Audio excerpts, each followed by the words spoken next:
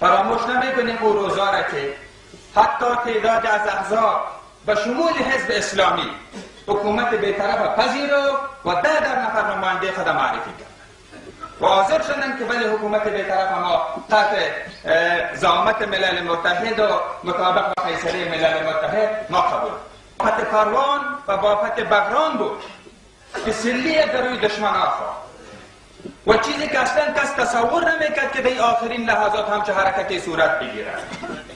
شما میفهمید که فقط 1 روز باقی مانده بود.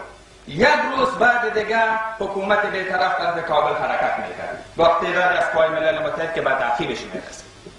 فقط در آخرین روز گفتم الحمدلله که جلوه توطئه گرفته شد و این افتخار خداوند نصیب مردم پروان کاپیسای ما ساخت و این مردم با فداکاری و با ایثاری که در آخرین روز از خود نشان دادند پروان فتح کردند، بغران فتح کردند و به یک بار صفحه به شکل دیگه برگشت.